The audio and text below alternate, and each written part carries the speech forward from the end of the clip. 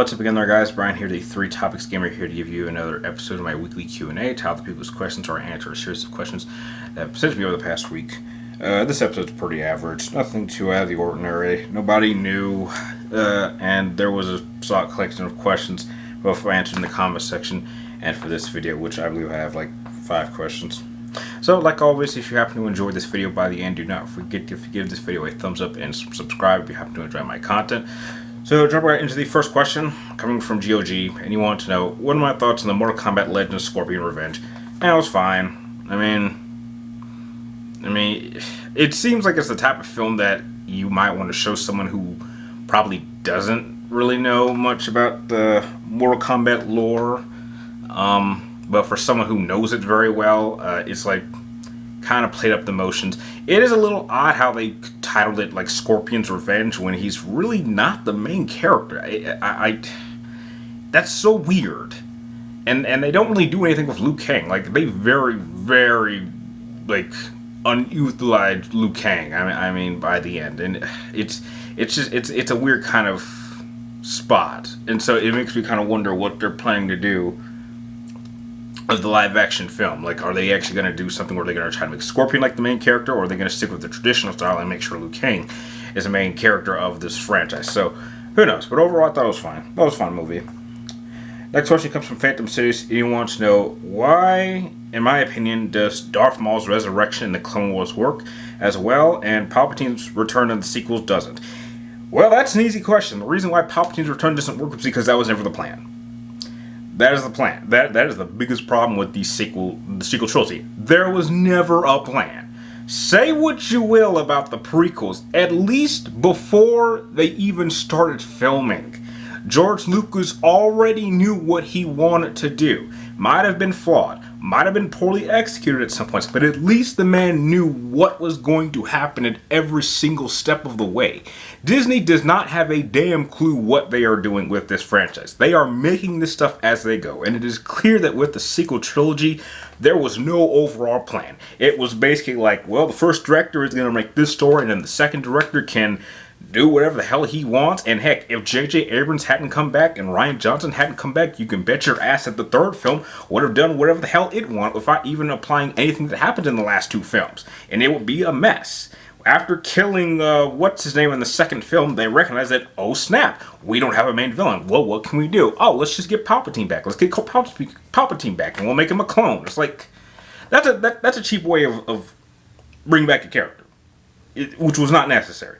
The reason why I think Maul's return actually works is I think everybody could agree that Maul is probably one of the coolest aspects of the Phantom Menace. I don't think anyone would argue about that. And I think killing him off was kind of a sense of wasted opportunity.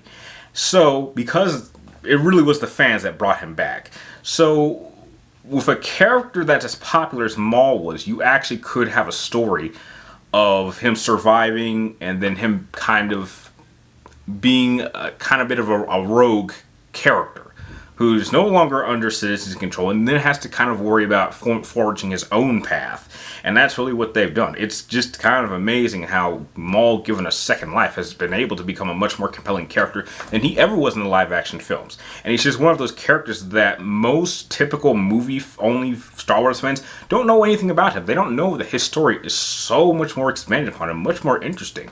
And I think that it works in that sense. So that's why I think that Maul's resurrection works and Palpatine's return just simply did not. It's all based because there was no plan. Next question comes from Jacob Fry, Goku-san, and he wants to know, if I was in charge of making a Devil May Cry 1 remake, how would I go about it? I wouldn't remake it. No. It's not a good...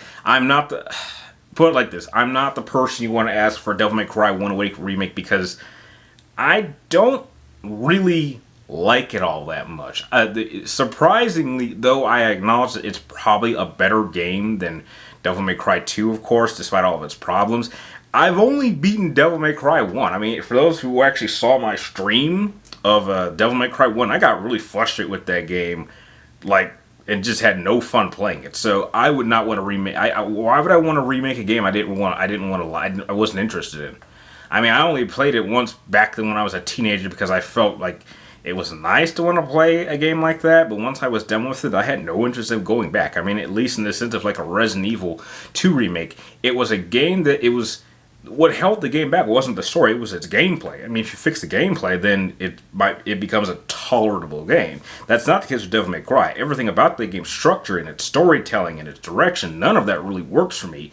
So yeah, I personally would not make a Devil May Cry 1 remake. And heck, if you're gonna do a Devil May Cry 1 remake, then people will want to do a Devil May Cry 2 remake. And if they want to do a Devil May Cry 2 remake, then they're gonna want to do a Devil May Cry 3 remake. And that's something that we don't need. And I think we should cut back on these remakes. I'm kind of in a really bad state in terms of the term remake right now, so let's get away from that.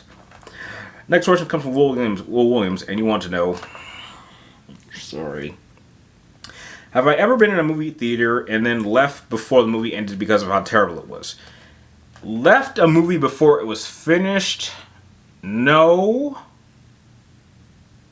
But I have left the theater during a trailer, most specifically when a Wonder Woman trailer played. I was just not interested in anything Wonder Woman related. So anytime I was in a movie theater and I arrived early and they just so happened to start playing the Wonder Woman trailer, I typically got out, left, maybe stood outside for like 2 or 3 minutes and then came back in.